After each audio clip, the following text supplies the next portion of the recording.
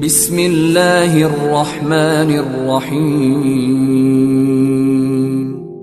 In the name of Allah, the Beneficent, the Merciful. إن الله كان بكم رحيما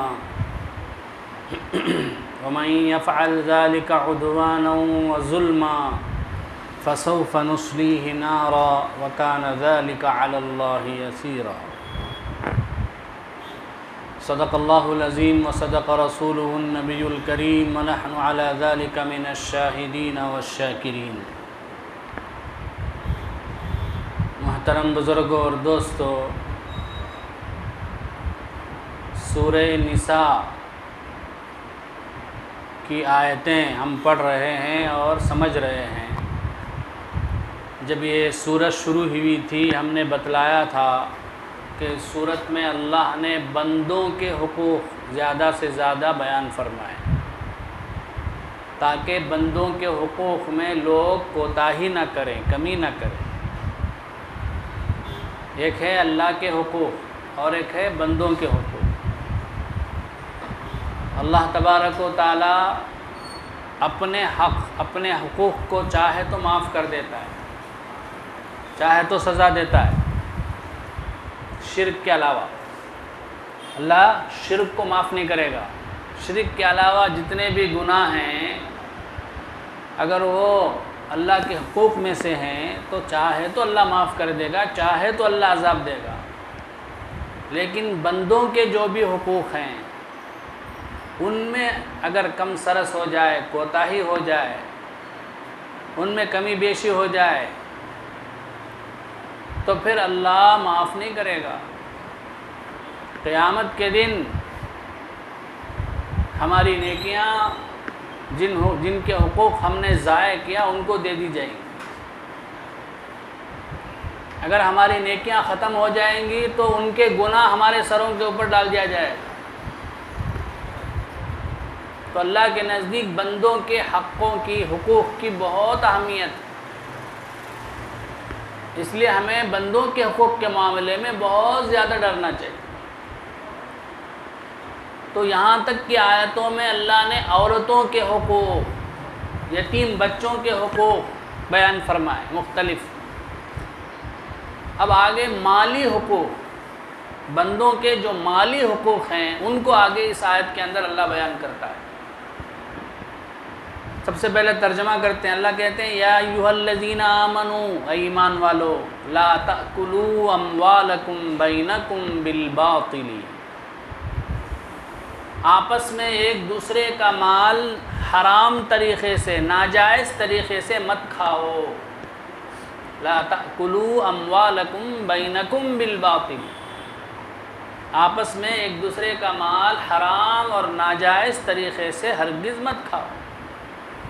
الا ان تکون تجارۃ عن تراض منکم، مگر یہ کہ وہ تجارت ہو، بیپار ہو اور آپسی رضامندی سے ہو تو تب جائز.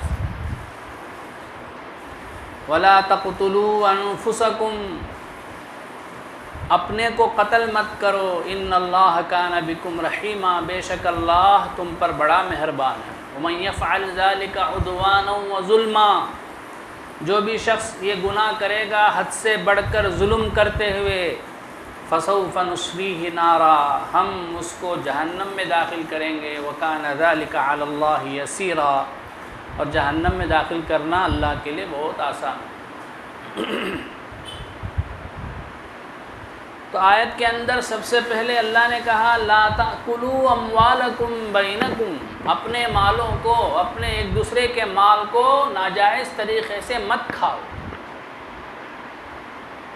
اب یہاں کوئی کہہ سکتا ہے اللہ تو صرف کھانے سے منع کیا ہے دوسرے کا مال، ہم دوسرے کا مال کھائیں گے نہیں، پہنیں گے، دوسرے کے مال سے ہم گھر کا کرایہ ادا کریں گے، دوسرے کے مال سے ہم اسکول کا فیس ادا کریں گے، کھائیں گے نہیں، باقی جو بھی ضرورت کے کام ہیں ہمارے اپنے وہ کر لیں گے. یہ مطلب نہیں ہے. لا تأکلوا کا معنی ہے استعمال مت کرو، ایک دوسرے کا مال ناجائز طریقے سے اپنے کام میں مت لاؤ، اپنے تصرف میں مت لاؤ، اپنے خرچ میں مت لاؤ، چاہے وہ کھا کر ہو، چاہے پہن کر ہو، چاہے کرائے میں دے کر ہو، چاہے ڈاکٹر کا فیس ادا کر کے ہو، کسی بھی طریقے سے ہو، صرف کھانا ہی اس میں داخل نہیں ہے۔ بعض جملوں میں عرف کا اعتبار ہوتا ہے، بول چال میں، آپسی بول چال میں، لوگوں کے بول چال میں کیا معنی مراد ہوتا ہے وہی یہاں بھی مراد ہوتا ہے۔ ہم لوگ بھی، آپ اردو میں بھی بولتے ہیں فلاں بڑا اچھا مالدار تھا، اپنے بچوں کے لیے بہت زیادہ جائیداد، روپے، پیسے چھوڑ کر گیا، لیکن اس کے بچے نالائق نکلے، سب کھا کے ختم کر دیے۔ بولتے نہیں بولتے؟ اب کیا صرف کھا کے ختم کرے گا وہ؟ کیا مراد وہاں؟ کیا مطلب اس کا؟ ضرورت بیکار چیزوں میں استعمال کر کے خرچ کر دیے، ضرورت کی استعمال کر کے ختم کر دیے معنی ہے۔ کھانے کا مطلب صرف کھانا نہیں ہوتا، استعمال کرنا مراد ہوتا ہے۔ تو یہاں بھی یہی ہے کہ آپس میں ایک دوسرے کا مال ناجائز طریقے سے مت استعمال کرو، اپنے تصرف میں مت لاؤ، اپنے خرچ میں مت لاؤ۔ بالباطلی، باطل کر کے اللہ نے کہا ہے، باطل کا معنی ناجائز، حرام طریقے سے، ناجائز طریقے سے دوسرے کا مال ہرگز استعمال مت کرو۔ اب اس ناجائز طریقے میں جتنی بھی حرام اور ناجائز شکلیں ہیں، صورتیں ہیں، اس زمانے میں رائج ہیں، سب داخل۔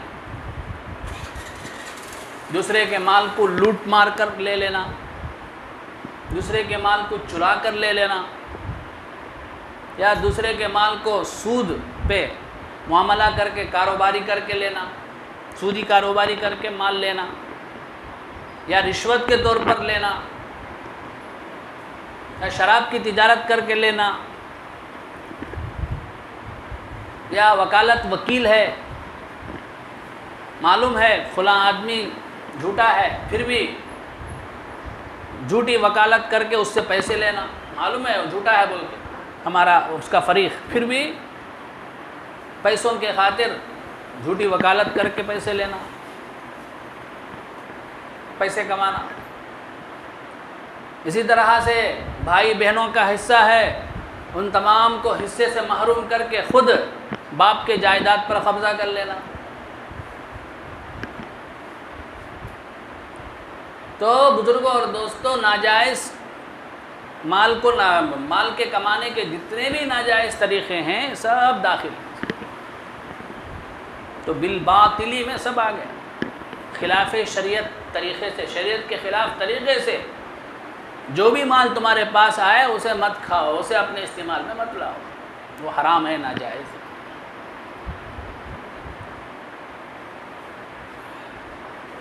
الا ان تکون تجارتا عن تراض منکم، دوسرے کا مال حلال ہونے کے لیے دو شرطیں ہیں، ایک ہے کہ تجارت ہو، اور ایک ہے کہ وہ تجارت بھی آپس کی رضامندی سے ہو، تبھی دوسرے کا مال تمہارے لیے حلال ہے۔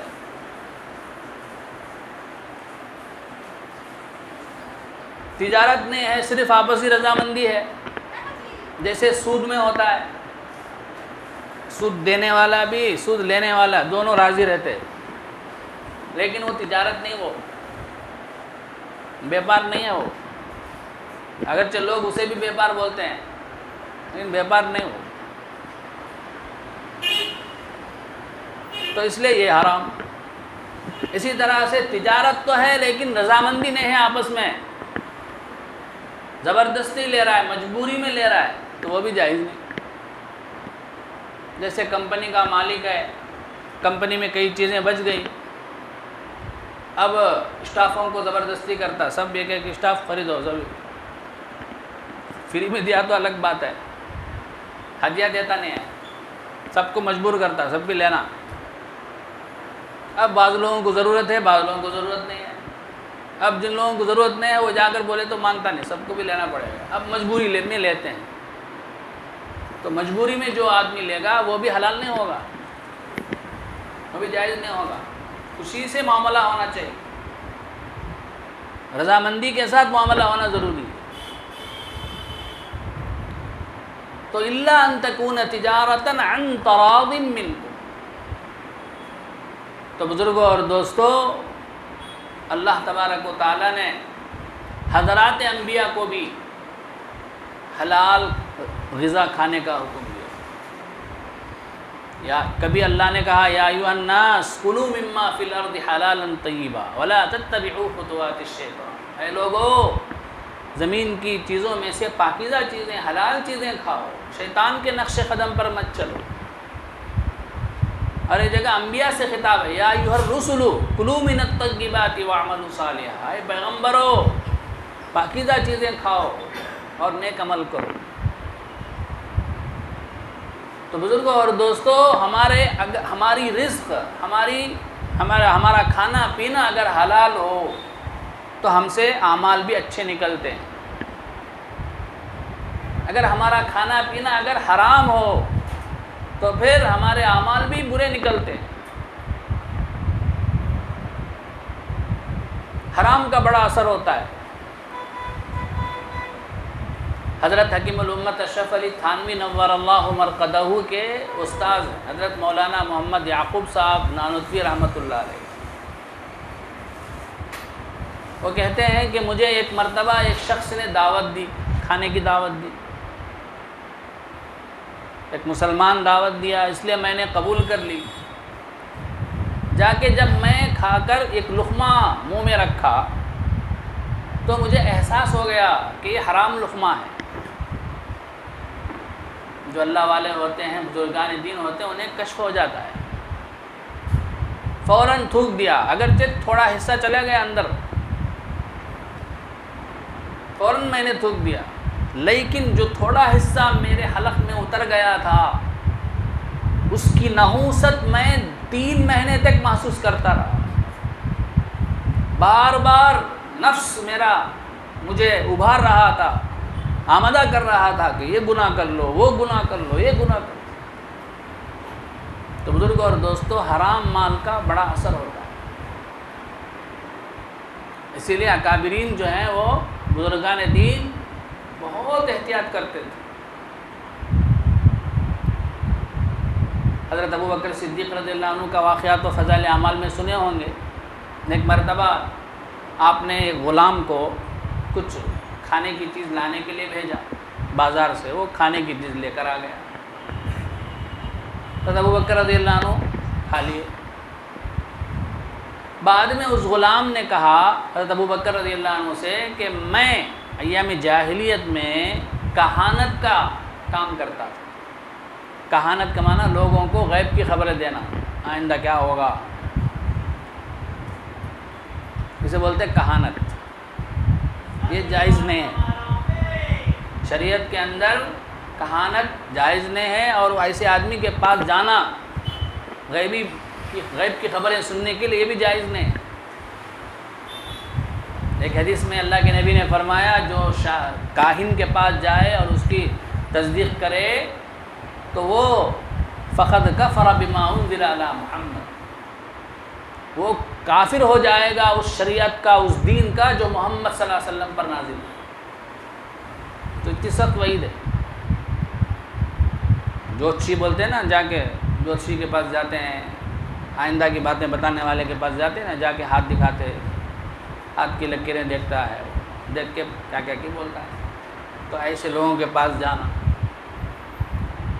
یہ جائز نہیں ہے اسلام, اور یہ کاروبار کرنا بھی جائز نہیں. تو غلام کہنے لگا کہ میں یعنی جاہلیت میں کہانت کا کام کرتا تھا. ایک شخص کے ساتھ میں نے کچھ کہانت کی باتیں میں نے کہی تھی, اس کا معاوضہ وہ نہیں دیا تھا. اب اس کو یاد آ گیا تو اس نے مجھے وہ معاوضہ دیا. وہ جو معاوضہ دیا, جو پیسہ دیا, اسی سے میں نے کھانے کی چیز خریدی. یہ سننا تھا. حضرت ابوبکر رضی اللہ تعالیٰ عنہ اپنے منہ میں انگلی ڈال کر زبردستی جو بھی کھا لیے تھے اس کو نکالنے کے لیے انگلی ڈالے, بار بار ڈالے, تاکہ قے ہو جائے, حتیٰ کہ قے کرنے تک انہیں اطمینان نہیں ہو. تو ہمارے اکابرین جو ہے اتنا حرام مال سے بچتے تھے، حلال کا اتنا اہتمام کرتے تھے۔ حدیث پاک میں آتا ہے اللہ کے نبی صلی اللہ علیہ وسلم نے فرمایا بہت سے مسافر ایسے ہوتے ہیں جو بالکل پراگندہ بال منتشر اور ان کے بدن پر دھول پڑا ہوا ہے اور مسافر ہیں وہ، اور سفر کے موقع پر اللہ کو پکارتے ہیں یا ربی یا ربی، وَمَطْعَمُهُ حرام وَمَشْرَبُهُ حرام وَمَلْبَسُهُ حرام، ایسی حالت میں اللہ سے مانگتے ہیں یا ربی کر کے، حالانکہ ان کا کھانا حرام، پینا حرام، پہننا حرام۔ فَأَنَّىٰ يُسْتَجَابُ لِذَٰلِكَ، کہاں سے ان کی دعا قبول ہوگی؟ تو حرام مال پیٹ میں جانے سے ہماری دعائیں بھی قبول نہیں ہوتی۔ فضائل رمضان میں سنے ہوں گے حجاج ابن یوسف کا واقعہ، ظالم بادشاہ۔ اس گاؤں میں جو کوئی بھی ظالم حاکم مقرر ہوتا تو اس گاؤں میں ایک اللہ والوں کی جماعت تھی، وہ لوگ بددعا کرتے تھے تو وہ ظالم بادشاہ وہاں سے وہ ہلاک ہو جاتا تھا یا کسی طرح وہاں سے نکل جاتا تھا۔ اب جب حجاج ابن یوسف وہاں حاکم بنا، حجاج ابن یوسف بڑا ظالم تھا، ہزاروں لوگوں کو قتل کیا ہے، تابعین کو قتل کیا ہے، صحابہ کو قتل کیا ہے، بڑا ظالم امت کا، بڑا چالاک تھا۔ اسے معلوم تھا کہ اس طرح سے بزرگوں کی ایک جماعت ہے، تو اس نے سب سے پہلے کیا کیا، ان بزرگوں کی دعوت کی، ضیافت کی اور اس میں حرام مال ملا دیا۔ جب وہ کھا کر چلے گئے تو اپنے مشیروں سے، اپنے چیلوں سے کہنے لگا میں ان کی بددعا سے بچ گیا، کیونکہ ان کے پیٹ میں حرام لقمہ چل گیا ہے، اب ان کی دعا قبول نہیں ہوگی۔ یہ واقعہ ہے، سنے ہوں گے آپ۔ تو حرام مال کا یہ اثر ہوتا ہے۔ ایک واقعہ کتاب میں لکھا ہے، ایک صاحب بڑے پابند صوم و صلات تھے، نماز کے بڑے پابند تھے، روزے رکھتے تھے، کئی حج بھی کیے، یتیموں کی مدد کرتے تھے، کوئی یتیم بچی ہوتی تھی اس کا نکاح بھی کراتے تھے، بڑے سخی تھے۔ اچانک ایک صبح ان کا انتقال ہو گیا، تو ان کے انتقال کے موقع پر ان کے جنازے میں بے شمار لوگ جمع ہوئے، بڑا مجمع۔ لیکن جب ان کا جنازہ لے کر دفنانے کے لیے قبرستان لے جایا گیا اور خبر میں جب ان کا جنازہ رکھنے کے لیے قریب پہنچے تو خود بخود خبر جو ہے بند ہو گئی، خبر لینے کے لیے تیار نہیں جنازے کو، حالانکہ نیک تھے، نمازی تھے، سخی تھے بڑے۔ ایسے ہی بار بار کھودا گیا، کوشش کی گئی اندر دفنانے کی، لیکن بند ہو جاتی تھی۔ 5ویں 6ٹی مرتبہ مشکل سے فاتحہ دعا وغیرہ کر کے ان کو دفنا کے، فاتحہ دعا کر کے واپس ہوئے۔ تھوڑی ہی دیر گئے تھے تو اچانک زوردار آواز آنے لگی، وہ خبر جو ہے پھٹ گئی، اندر سے چیخ و پکار کی آواز آنے لگی اور آگ کے انگارے نکلنے لگے۔ سب لوگوں کو تعجب، تو نمازی تھے، بڑے سخی تھے، حاجی تھے، کیا انہوں نے گناہ کر دیا جس کی وجہ سے ایسا عذاب ہے ان کو؟ تو بعد میں تحقیق کی گئی تو معلوم ہوا کہ سب اعمال تھے، لیکن وہ سرکاری ملازم تھے، گورنمنٹ کے ملازم تھے، ملازمت کرتے تھے، اور ان کو رشوت لینے کی عادت پڑ گئی۔ کوئی بھی کام کرانے کے لیے آتا تو رشوت کے بغیر فائل آگے نہیں بڑھاتے تھے، رشوت کی عجیب ان کو جو ہے ایک لت پڑ گئی تھی، ہمیشہ رشوت دیتے تھے۔ اسی سے انہوں نے بنگلہ بنایا، اسی کے ذریعے انہوں نے حج کیے، اسی کے ذریعے انہوں نے غریبوں پہ خرچ کیا، اسی حرام مال کے ذریعے۔ تو اس رشوت لینے کی یہ سزا ہوئی کہ اللہ تعالیٰ نے دنیا ہی میں لوگوں کو بتایا۔ تو اس لیے بزرگوں اور دوستو، ہم جب مال ہمارے سامنے نظر آتا ہے تو ہم کیا ہے، ہماری آنکھیں کھل جاتی ہیں. ہم یہ نہیں دیکھتے کہ یہ مال کہاں سے آیا، حلال طریقے سے آیا کہ حرام طریقے سے آیا. بس آیا تو بس جیب میں ڈال لینا ہے. ہرگز نہیں. مشہور حدیث ہے، اللہ کے نبی صلی اللہ علیہ وسلم نے فرمایا لا تزول قدم عبد یوم القیامہ حتی یسأل عن خمس. کسی شخص کے پیر اس وقت تک نہیں ہٹیں گے قیامت کے دن اللہ کے سامنے سے جب تک کہ اس سے 5 چیزوں کا سوال نہ ہو جائے. جواب دینا پڑے گا وہاں. عن عمرہ فیما افنا، اس کی عمر کے بارے میں پوچھا جائے گا کہ تو نے اپنی عمر کہاں صرف کی. میں نے تجھے 60 سال 70 سال 80 سال 90 سال دی، تو نے یہ زندگی کہاں لگائی. وعن شبابہ فیما ابلا، اس کی جوانی کے بارے میں پوچھا جائے گا. میں نے تجھے جوانی میں طاقت دی، قوت دی، ذہن دیا، تو نے اس جوانی کو کہاں کھپایا. دوسرا سوال. تیسرا وعن مالہ من این اکتسبا، اس کے مال کے بارے میں پوچھا جائے گا کہ مال تو نے کہاں سے کمایا، کیسے کمایا، حلال طریقے سے کمایا، حرام طریقے سے کمایا. سوال ہوگا، جواب دینا پڑے گا. جواب دیے بغیر ہمارے پیر وہاں سے نہیں ہٹیں گے. چوتھا سوال وفیما انفقا، مال کمایا حلال طریقے سے لیکن خرچ کہاں کیا، حلال جگہ خرچ کیا یا حرام جگہ خرچ کیا، عبادت میں خرچ کیا یا گناہوں کے کاموں میں خرچ کیا. اس کے بارے میں بھی سوال ہے، جواب دینا پڑے گا. حدیث مشہور حدیث ہے، اللہ کے نبی صلی اللہ علیہ وسلم نے فرمایا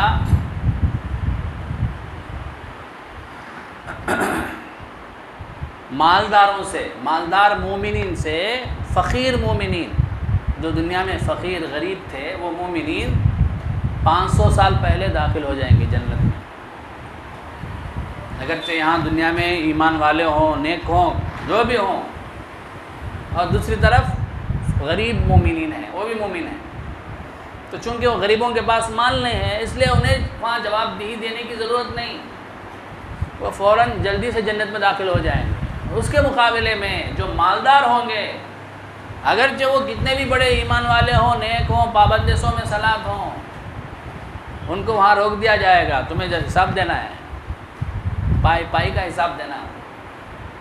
کیسے کمایا، کہاں خرچ کیا، جواب دینا پڑے گا. وعن مالہ من این اکتسبا وفیما انفقا. اور 5واں سوال وعن علمہ ماذا عمل بہ، دین کا علم اللہ نے تجھے دیا تھا، تو نے اس پہ کتنا عمل کیا. علماء نے، بزرگوں نے، ائمہ کرام نے تمہیں دین کی باتیں بتائیں، تم نے اس پہ کتنا عمل کیا. عالم ہے تو عالم سے پوچھا جائے گا تو نے قرآن اور حدیث کا علم حاصل کیا، تو نے اس پہ کتنا عمل کیا. صرف عالم ہی سے نہیں ہے سوال، عالم سے بھی ہے. اس کے علاوہ جتنے بھی ایمان والے ہیں ان کو دین کا علم حاصل ہوا نا، نماز فرض ہے کر کے معلوم ہے نا، نماز کا علم حاصل ہوا کہ نہیں، حلال طریقے سے کمانا یہ بھی حاصل ہوا کہ نہیں. تو اس کے بارے میں ان سے بھی سوال ہوگا، علماء سے بھی سوال ہوگا، اور اسی طرح سے عام مومنین سے بھی سوال ہوگا، کیونکہ ان کو جتنا علم حاصل ہوا اتنے کے بارے میں ان کو سوال ہوگا. تو حرام مال جو ہے وہ اس کی نحوستیں بہت زیادہ ہیں. اس کے مقابلے میں جب ہمارے پیٹ میں حلال مال جاتا ہے تو اس کا اثرات ہی الگ ہے، اس کے اثرات ہی الگ ہیں. ہم سے نیک اعمال صادر ہوتے ہیں. اللہ نے کیا فرمایا، یا ایھا الناس کلوا مما فی الارض ولا تتبعوا خطوات الشیطان. اور ایک جگہ یا ایھا الرسول کلوا من الطیبات واعملوا صالحا، حلال مال کھاؤ، نیک عمل کرو. تو اس سے کنیکشن یہی معلوم ہوتا ہے کہ حلال مال کھانے سے نیک اعمال کی توفیق ہوتی ہے. حلال مال کھانے کی وجہ سے نیک عمل کا جذبہ دل میں پیدا ہوتا ہے. اس کی عجیب و غریب برکتیں. حضرت امام احمد ابن حنبل رحمۃ اللہ علیہ کا واقعہ مشہور ہے. 4 جو امام ہیں ان اماموں میں سے یہ بھی ایک امام احمد ابن حنبل رحمۃ اللہ علیہ، بہت بڑے اللہ والے، بہت بڑے بزرگ تھے۔ حضرت امام شافعی رحمۃ اللہ علیہ کے شاگرد تھے، امام شافعی رحمۃ اللہ علیہ استاد، لیکن ان کی بزرگی کو شاگرد ہونے کے باوجود امام شافعی رحمۃ اللہ علیہ بہت مانتے تھے۔ بڑے لوگ ایسے ہوتے ہیں، بڑے لوگ ہوتے ہیں میں تو بڑا، میں استاد، میں کہ اسے ماننا، ایسا نہیں، چھوٹا بھی کیوں نہ ہو، اگر اس کے اندر صلاح ہو، نیکی ہو، تقویٰ ہو، پرہیزگاری ہو تو مانتے ہیں۔ تو امام شافعی رحمۃ اللہ علیہ اپنے شاگرد کو ایک مرتبہ گھر کو آنے کی دعوت دی، چنانچہ حضرت امام احمد بن حنبل رحمۃ اللہ علیہ حضرت اپنے استاد حضرت امام شافعی رحمۃ اللہ علیہ کے گھر پہنچے۔ ان کے آنے سے پہلے حضرت امام شافعی رحمۃ اللہ علیہ نے اپنی بیٹیوں سے کہہ دیا کہ بہت بڑا امام آنے والا ہے، وہ بہت متقی پرہیزگار ہیں، ان کا اچھے سے عزت کرنا ہے، ان کے لیے اچھا سے کھانا کھلانا ہے۔ اب یہ بولنے کی وجہ سے ان کی بیٹیوں میں بھی ایک انتظار تھا کہ بہت بڑے امام آنے والے ہیں، بہت بڑے اللہ والے ہیں، بزرگ، عقیدت پیدا ہو۔ اب چنانچہ وہ آئے، ان کے لیے کھانا رکھا گیا، کھانے کا دسترخوان چنا گیا۔ تو جو کھانا رکھا گیا برتن میں، حضرت امام احمد بن حنبل رحمۃ اللہ علیہ نے پورا کا پورا کھا لیا۔ اب اس کی وجہ سے تھوڑا سا ان کو اشکال ہوا، بیٹیوں کو، یہ کیسے بزرگ ہے، بزرگان دین اللہ والے تو تھوڑا سا کھاتے ہیں، یہ کیسے بزرگ ہیں پورا پلیٹ صاف کر ڈالے، انہوں نے کہا کہ بڑے اللہ والے کہتے ہیں۔ خیر تھوڑا سا خلش دل میں پیدا ہو گئی۔ اس کے بعد ان کے کمرے کے باہر ایک لوٹے میں پانی رکھ دیا گیا تاکہ جب تہجد کو اٹھیں تو وضو کر کے تہجد کی نماز پڑھیں، اللہ والے ہیں، بزرگ ہیں، تہجد پڑھیں گے ضرور۔ لیکن دیکھا کہ فجر کی نماز کے بعد دیکھیں تو لوٹے میں پانی ویسا ہی ہے۔ امام احمد بن حنبل رحمۃ اللہ علیہ تہجد، مطلب کیا، تہجد نہیں پڑھے۔ تب بیٹیوں سے نہیں رہا گیا، یہ کیسے بزرگ ہیں، رات میں پیٹ بھر کو کھائے، صبح میں ایسا سو گئے، رہا نہیں گیا، جا کے ابا سے بول دیے۔ تو حضرت امام شافعی رحمۃ اللہ علیہ نے ان کو تنبیہ کی، نہیں بیٹی ایسا بزرگوں کے بارے میں ایسا غلط گمان نہیں کرنا، اچھی بات نہیں ہے، پھر بھی میں پوچھوں گا، میرے شاگرد ہی ہیں، تمہارا اشکال جو ہے میں ختم کرا دوں گا۔ چنانچہ حضرت امام شافعی رحمۃ اللہ علیہ نے امام احمد بن حنبل رحمۃ اللہ علیہ سے کہا کہ ہماری بیٹیوں کو یہ تم سے شکایت ہے کہ تم نے زیادہ کھانا کھا لیا اور رات کو تہجد بھی نہیں پڑھی۔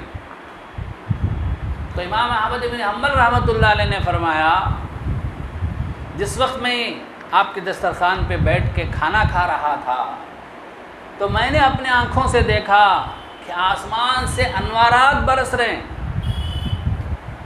کھانے پہ، کیونکہ یہ آپ کے حلال کھانے کی برکت تھی، اس کی وجہ سے آسمان سے انوارات، روشنی ٹپک رہی ہے اس پہ۔ میں نے سوچا کہ زیادہ سے زیادہ ان انوارات کو میں اپنے سینے میں اپنے اندر سنبھالوں، اس لیے میں معمول سے زیادہ کھانا کھایا۔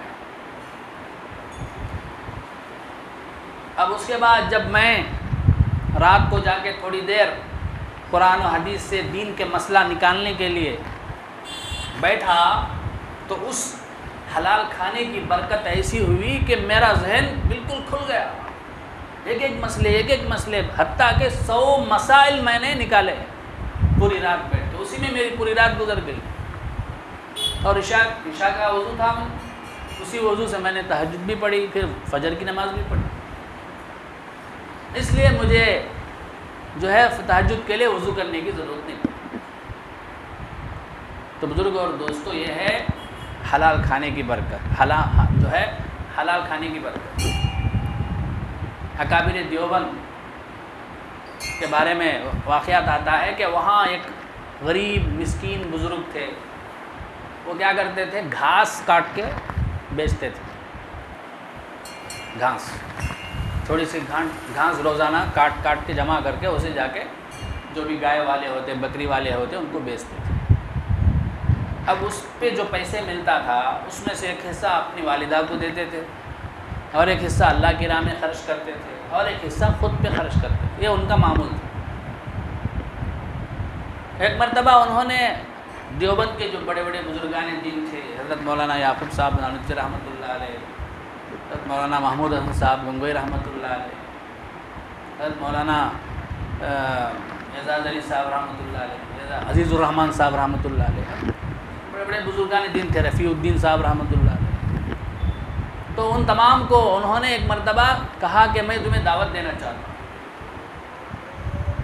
بزرگوں نے پوچھا تم کیا کیسی دعوت دو گے؟ جو میں اللہ کی راہ کے لیے میں صرف کرتا ہوں اسے جمع کروں گا، وہی اسی سے جو ہے تمہاری دعوت کرا دوں۔ اب چند دنوں کے بعد 5 آنے، وہ زمانے کا 5 آنے لے کر بزرگوں کے پاس آئے، دیکھو یہ 5 آنے میں نے جمع کیے ہیں، اب اس میں جو تم کو ہو سکے خرید لو کھا لو، میں ٹینشن نہیں لیتا۔ اب وہ بزرگان دین کیا کیے، اس کو جمع کر کے اب اس سے جتنا بھی چاول ملے اس میں تھوڑا سا گڑ ملا کر ہم کیا ہے گڑ کا کھانا کھا لیں۔ اب اس میں تھوڑا سا چاول ملا 5 آنے میں، اب اس میں گڑ ملا کے کھا لیں۔ تو وہ بزرگان دین ہمارے اکابر دیوبند کہتے تھے یہ ان کا معمول تھا، مہینے میں ایک مرتبہ یہ دعوت کرتے تھے 5 آنے میں۔ تو اکابر دیوبند بڑے بڑے بزرگان دین کہتے تھے کہ ہمیں ہر مہینے ان کی دعوت کا بڑا انتظار ہوتا تھا،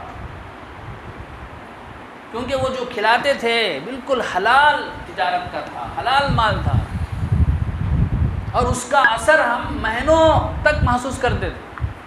ہمارے اندر نیکی کا جذبہ ہوتا تھا، عبادت کا شوق پیدا ہوتا تھا، اس کا اثر ہم مہینوں تک محسوس کرتے تھے اور ہمیں ان کی دعوت کا انتظار رہتا تھا۔ تو یہ ہے بزرگوں اور دوستوں حلال مال کی برکت۔ تو آج کل ہمیں شکایت ہے ہماری دعائیں قبول نہیں ہو رہی ہیں، ہمیں پریشانیاں آ رہی ہیں، تو ہمیں دیکھنا چاہیے ہم جو کما رہے ہیں ہماری کمائی کیسی ہے، حلال طریقے سے کما رہے ہیں کہ حرام طریقے سے کما رہے ہیں۔ تو دعا قبول ہونے کے لیے بھی بہت بڑی شرط ہے، اہم شرط ہے، اس کے بغیر ہماری دعائیں قبول نہیں ہوتی۔ تو بہرحال اللہ تبارک و تعالیٰ نے اس آیت کے اندر حرام طریقے سے ایک دوسرے کا مال کھانے سے منع فرمایا ہے۔ اس کے بعد کہا وَلَا تَقْتُلُوا أَنفُسَكُمْ، اس کا 2 معنی ہے۔ ایک معنی ہے اپنوں کو قتل مت کرو، یعنی دوسرے مسلمانوں کو ناحق طریقے سے قتل مت کرو۔ اور ایک آیت میں اللہ فرماتے ہیں وَمَن يَقْتُلْ مُؤْمِنًا مُتَعَمِّدًا فَجَزَاؤُهُ جَهَنَّمُ خَالِدًا فِيهَا وَغَضِبَ اللَّهُ عَلَيْهِ وَلَعَنَهُ وَأَعَدَّ لَهُ عَذَابًا عَظِيمًا۔ جو کسی مومن کو جان بوجھ کر قتل کرے گا، اللہ نے سخت وعید بیان فرمائی، اس کی جزا، اس کی سزا جہنم ہے، خالداً فیہا، وہ جہنم میں ہمیشہ رہے گا۔ وغضب اللہ علیہ ولعنہ، اتنا ہی نہیں اللہ کا غضب اس پر برسے گا، اللہ کی لعنت اس پر نازل ہوگی، اور اللہ نے اس کے لیے بہت بڑا دردناک اور بہت بڑا خطرناک عذاب تیار کر کے رکھا۔ اتنی وعیدیں، کسی بھی مسلمان کو ناحق طریقے سے قتل کرنے کا کوئی حق نہیں ہے۔ ایک معنی تو یہ ہے وَلَا تَقْتُلُوا أَنفُسَكُمْ، دوسرا معنی ہے اپنے کو قتل مت کرو، یعنی خودکشی مت کرو، سوسائڈ بولتے نا، سوسائڈ مت کرو۔ اسلام میں خودکشی حرام ہے، ناجائز ہے، اس لیے کہ یہ جان جو ہے ہماری نہیں، اللہ کی امانت ہے، ہمیں خود اپنے آپ سے لینے کا کوئی حق نہیں ہے۔ حدیث میں بڑی وعید آئی ہے، جو شخص زہر کھا کے خودکشی کرے گا آخرت میں جہنم میں بھی اسے زہر دیا جائے گا، وہ کھائے گا مر جائے گا، پھر دوبارہ زندہ کیا جائے گا، پھر کھائے گا پھر مر جائے گا۔ کوئی پھانسی لے کے مر گیا تو وہاں بھی یہی عذاب اسے دیا جائے گا، بار بار پھانسی پہ لٹکا دیا جائے گا، مر جائے گا، پھر دوبارہ زندہ کیا جائے گا، پھر پھانسی پہ لٹ گیا۔ کوئی چھری سے اپنے آپ کو چبا لیا تو وہاں بھی اس کے ہاتھ میں چھری دے دی جائے گی اور وہ چباتا رہے گا، مر جائے گا، پھر زندہ ہوگا۔ تو جس طرح وہ یہاں قتل ہوا تھا اسی طرح کا عذاب وہاں دیا جائے گا ہمیشہ کے لیے، بار بار زندہ کیا جائے گا اور عذاب دیا جاتا رہے گا۔ اس لیے خودکشی بالکل ہی اسلام میں جائز نہیں ہے۔ ان اللہ کان بکم رحیما، بے شک اللہ تم پر بڑا مہربان ہے۔ ومن یفعل ذلک عدوانا وظلما فسوف نصلیہ نارا وکان ذلک علی اللہ یسیرا۔ تو اس لیے بزرگوں اور دوستو، اللہ تبارک و تعالی ہم میں سے ہر ایک کو حلال طریقے سے مال کمانے کی توفیق عطا فرمائے، حرام طریقے سے کمانے سے بھرپور حفاظت فرمائے، اور حلال رزق کھانے کی توفیق عطا فرمائے، حرام رزق سے ہم میں سے ہر ایک کو بچائے۔ آمین وآخر دعوانا الحمدللہ رب العالمین۔